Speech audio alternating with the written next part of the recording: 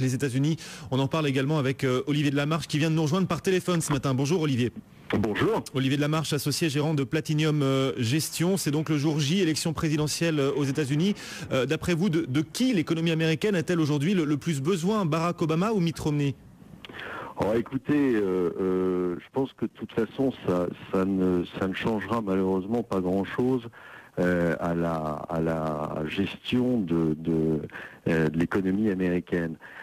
Encore moins si c'est Obama, puisque Mitt Romney avait dit qu'il virerait, la première chose qu'il ferait, c'est de virer Ben Bernanke, mais le problème c'est de savoir par qui le remplacer, et s'il le remplace par quelqu'un d'aussi mauvais que Ben Bernanke, ça sera juste catastrophique. Donc de toute façon, je pense que malheureusement, ça ne changera pas grand-chose. Oui, voilà. Enfin si Mitt Romney l'emporte, on peut être sûr ou quasi sûr que la politique de la Fed sera moins accommodante, il y aura moins de quantitative easing. Vous savez, j'en suis même pas certain, parce que aujourd'hui ils sont arrivés à un tel niveau et à un tel point que malheureusement ils n'ont plus trop le choix. C'est-à-dire que ils ont opté pour la fuite en avant depuis un bon bout de temps. On a vu que ça ne marchait pas économiquement, mais ils continuent parce que s'ils s'arrêtent, tout s'écroule. Et donc je pense que malheureusement ils continueront exactement la même politique, que ce soit l'un ou que ce soit l'autre. Quand vous dites donc, si on arrête le système actuel, tout s'écroule, ça veut dire que le système actuel au moins permet de maintenir l'économie à flot, c'est ça? Non, il ne permet pas de maintenir l'économie à flot, il permet de maintenir le marché à flot. Et ça permet de laisser l'illusion aux gens que tout va bien. Ce qui est faux.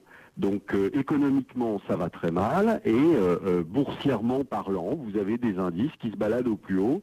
Et ça fait croire à tout le monde que tout va bien. Mais c'est faux, c'est artificiel, c'est purement artificiel. Et donc le jour où ils s'arrêtent de mettre du fuel dans le réservoir, la voiture s'arrête. Oui. Et elle s'est déjà arrêtée économiquement, et ils n'ont qu'une trouille, c'est que ça s'arrête aussi au niveau boursier.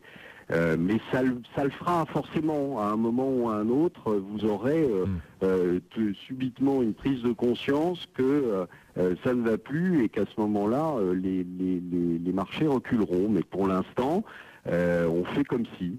Oui. Malgré tout, l'économie américaine l'économie américaine, Olivier, va malgré tout un peu mieux. On avait eu des chiffres de l'emploi en septembre qui avaient surpris tout le monde, et ça s'est confirmé au mois d'octobre. Mais arrêtez, elle va pas mieux. Les chiffres du chômage sont mauvais. Alors je vous avais dit d'ailleurs que il serait inchangé, ce qui a été le cas évidemment, puisque après les avoir copieusement trafiqué pour le mois d'avant, il n'allait pas être suffisamment. Ça n'engage que vous, toujours Olivier. Ça n'engage que vous. Mais ça n'engage que moi. Mais je persiste et signe, et je le dis et je le redirai toujours, parce que de toute façon, on en a les preuves. Donc c'est pas une. Attendez, il y a débat, Olivier. Il y a débat. On va pas le refaire une énième fois. Mais si, il y a débat. Je vous l'ai expliqué 25 fois. Il n'y a absolument aucun débat. Vos preuves ne convainquent pas tout le monde. Voilà. Les chiffres du chômage sont trafiqués, et plus que trafiqués. Bon. D'accord. Donc ainsi soit-il. Est loin des 7,9, et très très loin des 7,9. Donc il faut arrêter ce débat permanent qui est stérile totalement, alors qu'on a les preuves, on a les chiffres. On sait très bien comment ça a été fait. Donc arrêtez de me ressortir systématiquement qu'il n'y a que moi qui y crois. On est de plus en plus à le dire d'ailleurs. Oui, enfin vous restez minoritaire, Olivier. Et les gens ne sont pas de mauvaise foi. Parce que malheureusement, je suis un des seuls à faire mon boulot, et que les autres ne le font pas. D'accord? S'ils se donnaient un tout petit peu de mal, s'ils allaient regarder un tout petit peu les chiffres, ils s'en apercevraient. On a aujourd'hui des chiffres qui sont catastrophiques. Les salaires dans le privé sont en hausse de 1,1% sur un an. C'est la plus faible hausse historique. Avec une inflation à 2%, ça veut dire que vous avez des revenus qui sont négatifs, en fait. D'accord? C'est bien ça, c'est une super nouvelle. La durée moyenne du chômage qui passe à 40,2 semaines contre 39,8, c'est une super nouvelle, n'est-il pas? 2000 suppressions d'emplois dans l'immobilier résidentiel, et après on nous annonce que l'immobilier résidentiel a augmenté de 15% la construction, mais on se fout de la gueule du monde.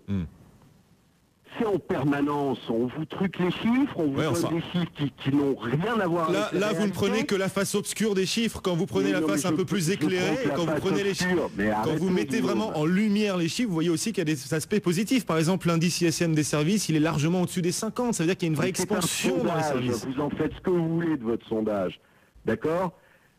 Vous en faites ce que vous voulez de votre sondage. Vous avez un ISM qui, c'est pareil, c'est un ISM politique. C'est pour se faire réélire. Je veux dire, il y a quand même des incohérences flagrantes. Vous n'allez pas me dire que vous construisez 15% de plus, que vous démarrez 15% de plus de construction avec 2000 personnes en moins dans la construction. C'est juste ridicule. On se fiche de la tête des gens. Et bien voilà, le franc-parler. Et donc, très vite, Olivier. On arrête avec des chiffres qui sont grotesquement truqués. C'est dit. C'est dit, voilà. Et c'est sur BFM Business, et uniquement sur BFM Business d'ailleurs. Merci beaucoup Olivier Delamarche, associé gérant de Platinum Gestion. Désolé Olivier, on va laisser la place dans quelques instants à Jean-Marc Ayrault qui va s'exprimer depuis Matignon pour parler de la compétitivité. Il va rendre ses